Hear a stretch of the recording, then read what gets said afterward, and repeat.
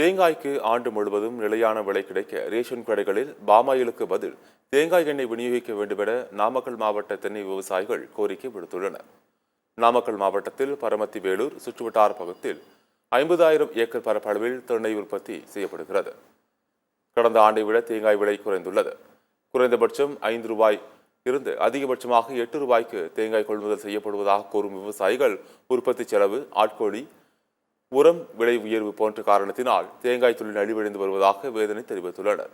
தேங்காயிலிருந்து மதிப்பு கூட்டப்பட்ட பொருட்கள் உற்பத்தி செய்யும் நிறுவனங்களை உள்ளூரில் கொண்டு வந்தால் விவசாயிகளின் வாழ்வாதாரம் உயரும் எனவும் தென்னை விவசாயிகள் தெரிவித்துள்ளனர். மேலும் தென்னை விவசாயிகளுக்கு நலவாரியம் ஏற்படுத்த வேண்டும் என்றும் வலியுறுத்தியுள்ள விவசாயிகள் அண்டை மாநிலங்களில் கல் இறக்குவது போல் தமிழகத்திலும் கல் இறக்க அனுமதி வழங்க வேண்டும் என கோரிக்கை விடுத்துள்ளனர்.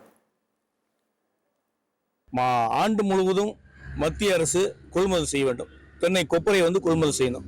ஒரு 2 மாதத்துக்கு 3 மாதத்துக்கு கொப்பரை கொள்முதல் பண்ணுறாங்க, மொழி விட்டுறாங்க. அதனால விவசாயிகளுக்கு பெரிய இழப்பு ஏற்படுது.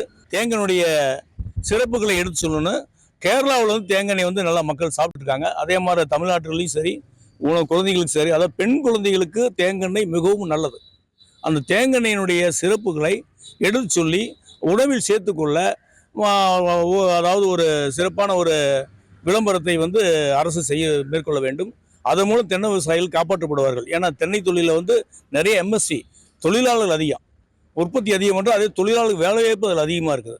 ஆனால் தென்னை தொழிலை ஊக்குவிக்கும் பொருட்டு ரேஷன் கடையிலும் எண்ணெயை தமிழக அரசு கொடுக்க வேணும். தென்னை விளை பொருட்களான கொப்பரை தேங்காய் அதிகமாக நாங்கள் உற்பத்தி செய்துட்டு இருக்கோம். அது வருடம் முழுவதும் நிலையான விலை எங்களுக்கு கிடைக்கிறது இல்லை.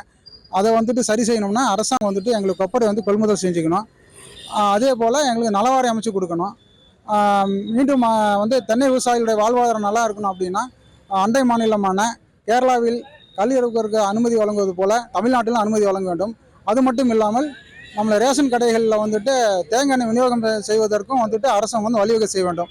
இதெல்லாம் செஞ்சால் தான் எங்கள் தென்னை விவசாயிகளுடைய வாழ்வாதாரம் சிறந்து விளங்கும். இல்லை என்றால் நாங்கள் மிகவும் மோசமான நிலை நோக்கி சென்று கொண்டிருக்கிறோம். இதற்கு தமிழ்நாடு அரசாங்கம் வழிவகை செய்ய வேண்டும்.